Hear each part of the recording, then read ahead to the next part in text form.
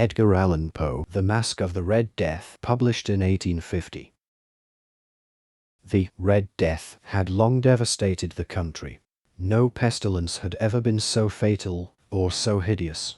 Blood was its avatar and its seal, the redness and the horror of blood.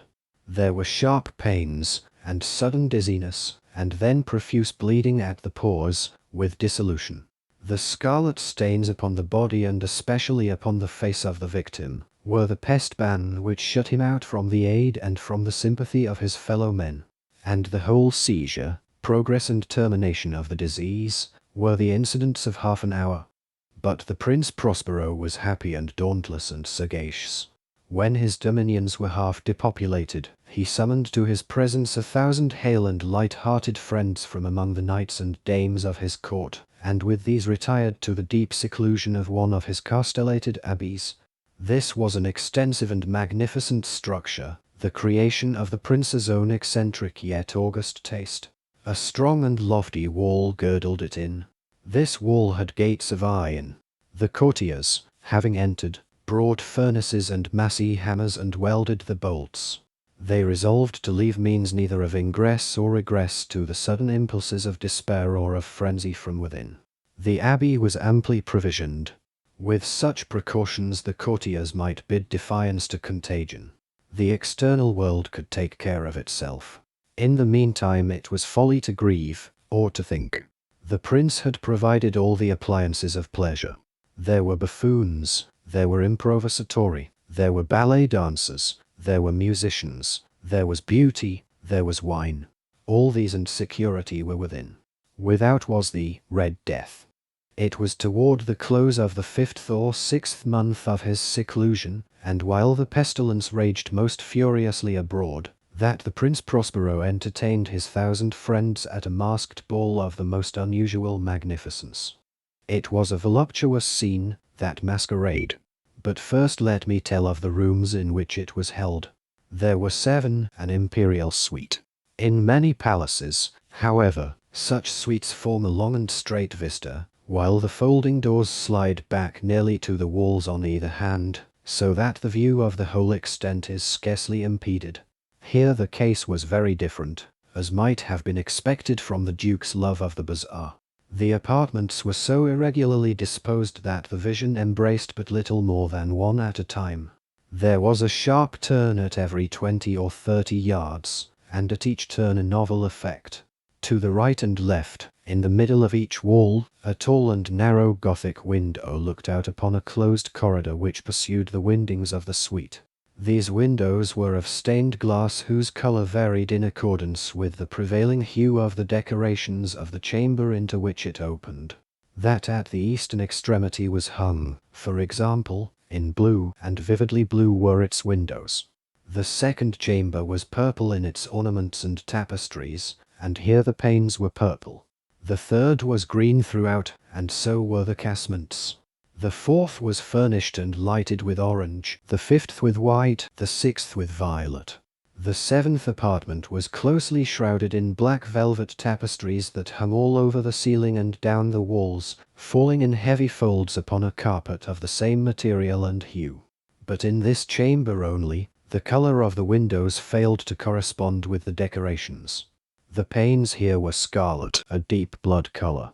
Now in no one of the 7 apartments was there any lamp or candelabrum, amid the profusion of golden ornaments that lay scattered to and fro or depended from the roof. There was no light of any kind emanating from lamp or candle within the suite of chambers. But in the corridors that followed the suite, there stood, opposite to each window, a heavy tripod, bearing a brazier of fire, that projected its rays through the tinted glass and so glaringly illumined the room. And thus were produced a multitude of gaudy and fantastic appearances. But in the western or black chamber the effect of the firelight that streamed upon the dark hangings through the blood-tinted panes was ghastly in the extreme, and produced so wild a look upon the countenances of those who entered, that there were few of the company bold enough to set foot within its precincts at all. It was in this apartment, also, that there stood against the western wall a gigantic clock of ebony. Its pendulum swung to and fro with a dull, heavy, monotonous clang, and when the minute hand made the circuit of the face, and the hour was to be stricken, there came from the brazen lungs of the clock a sound which was clear and loud and deep and exceedingly musical, but of so peculiar a note and emphasis that, at each lapse of an hour, the musicians of the orchestra were constrained to pause, momentarily, in their performance, to hearken to the sound, and thus the waltzers perforce ceased their evolutions, and there was a brief disconcert of the whole gay company, and, while the chimes of the clock yet rang, it was observed that the giddiest grew pale, and the more aged and sedate passed their hands over their brows as if in confused reverie or meditation. But when the echoes had fully ceased, a light laughter at once pervaded the assembly. The musicians looked at each other and smiled as if at their own nervousness and folly, and made whispering vows, each to the other, that the next chiming of the clock should produce in them no similar emotion, and then, after the lapse of 60 minutes, which embrace 3,600 seconds of the time that flies, there came yet another chiming of the clock, and then were the same disconcert and tremulousness and meditation as before. But, in spite of these things, it was a gay and magnificent revel. The tastes of the Duke were peculiar. He had a fine eye for colours and effects. He disregarded the decora of mere fashion. His plans were bold and fiery, and his conceptions glowed with barbaric lustre. There are some who would have thought him mad. His followers felt that he was not. It was necessary to hear and see and touch him to be sure that he was not. He had directed, in great part, the movable embellishments of the 7 chambers, upon occasion of this great fete, and it was his own guiding taste which had given character to the masqueraders. Be sure they were grotesque. There were much glare and glitter and piquancy and phantasm, much of what has been since seen in Hernani. There were arabesque figures with unsuited limbs and appointments. There were delirious fancies such as the madman fashions. There were much of the beautiful, much of the wanton, much of the bizarre, something of the terrible, and not a little of that which might have excited disgust. To and fro in the 7 chambers there stalked, in fact, a multitude of dreams. And these, the dreams, writhed in and about, taking hue from the rooms, and causing the wild music of the orchestra to seem as the echo of their steps. And, anon, there strikes the ebony clock which stands in the hall of the velvet.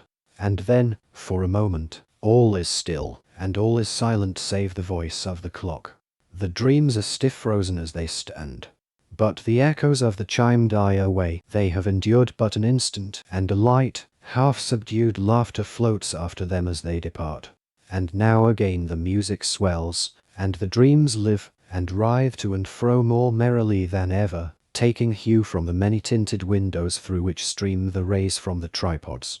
But to the chamber which lies most westwardly of the 7, there are now none of the maskers who venture, for the night is waning away, and there flows a ruddier light through the blood-coloured panes, and the blackness of the sable drapery apples, and to him whose foot falls upon the sable carpet, there comes from the near clock of ebony a muffled peal more solemnly emphatic than any which reaches their ears who indulge in the more remote gaieties of the other apartments. But these other apartments were densely crowded, and in them beat feverishly the heart of life. And the revel went whirlingly on, until at length there commenced the sounding of midnight upon the clock. And then the music ceased, as I have told, and the evolutions of the waltzers were quieted, and there was an uneasy cessation of all things as before. But now there were 12 strokes to be sounded by the bell of the clock, and thus it happened, perhaps, that more of thought crept, with more of time, into the meditations of the thoughtful among those who revelled. And thus, too, it happened, perhaps, that before the last echoes of the last chime had utterly sunk into silence, there were many individuals in the crowd who had found leisure to become aware of the presence of a masked figure which had arrested the attention of no single individual before. And the rumour of this new presence having spread itself whisperingly around, there arose at length from the whole company a buzz, or murmur, expressive of disapprobation and surprise, then, finally, of terror, of horror, and of disgust. In an assembly of phantasms such as I have painted, it may well be supposed that no ordinary appearance could have excited such sensation. In truth, the masquerade license of the night was nearly unlimited, but the figure in question had out-heroed Herod and gone beyond the bounds of even the prince's indefinite decorum. There are chords in the hearts of the most reckless which cannot be touched without emotion. Even with the utterly lost, to whom life and death are equally jests, there are matters of which no jest can be made. The whole company, indeed, seemed now deeply to feel that in the costume and bearing of the stranger neither wit nor propriety existed. The figure was tall and gaunt, and shrouded from head to foot in the habiliments of the grave. The mask which concealed the visage was made so nearly to resemble the countenance of a stiffened corpse that the closest scrutiny must have had difficulty in detecting the cheat. And yet all this might have been endured, if not approved, by the mad revellers around. But the mummer had gone so far as to assume the type of the Red Death. His vesture was dabbled in blood, and his broad brow, with all the features of the face, was besprinkled with the scarlet horror. When the eyes of Prince Prospero fell upon this spectral image, which with a slow and solemn movement, as if more fully to sustain its role, stalked to and fro among the waltzers, he was seen to be convulsed, in the first moment with a strong shudder either of terror or distaste, but, in the next, his brow reddened with rage. "Who dares," he demanded hoarsely of the courtiers who stood near him, "who dares insult us with this blasphemous mockery? Seize him and unmask him, that we may know whom we have to hang at sunrise, from the battlements." It was in the eastern or blue chamber in which stood the Prince Prospero as he uttered these words. They rang throughout the 7 rooms loudly and clearly, for the prince was a bold and robust man, and the music had become hushed at the waving of his hand. It was in the blue room where stood the prince, with a group of pale courtiers by his side. At first, as he spoke, there was a slight rushing movement of this group in the direction of the intruder, who, at the moment, was also near at hand, and now, with deliberate and stately step, made closer approach to the speaker. But from a certain nameless awe with which the mad assumptions of the mummer had inspired the whole party, there were found none who put forth hand to seize him, so that, unimpeded, he passed within a yard of the prince's person, and, while the vast assembly, as if with one impulse, shrank from the centres of the rooms to the walls, he made his way uninterruptedly, but with the same solemn and measured step which had distinguished him from the first, through the blue chamber to the purple, through the purple to the green to the orange, through this again to the white, and even thence to the violet, ere a decided movement had been made to arrest him. It was then, however, that the Prince Prospero, maddening with rage and the shame of his own momentary cowardice, rushed hurriedly through the 6 chambers, while none followed him on account of a deadly terror that had seized upon all. He bore aloft a drawn dagger, and had approached, in rapid impetuosity, to within 3 or 4 feet of the retreating figure, when the latter, having attained the extremity of the velvet apartment, turned suddenly and confronted his pursuer. There was a sharp cry, and the dagger dropped gleaming upon the sable carpet, upon which, instantly afterwards, fell prostrate in death the Prince Prospero. Then, summoning the wild courage of despair, a throng of the revellers at once threw themselves into the black apartment, and, seizing the mummer, whose tall figure stood erect and motionless within the shadow of the ebony clock, gasped in unutterable horror at finding the grave cements and corpse-like mask which they handled with so violent a rudeness, untenanted by any tangible form. And now was acknowledged the presence of the Red Death. He had come like a thief in the night, and one by one dropped the revellers in the blood-bedewed halls of their revel, and died each in the despairing posture of his fall.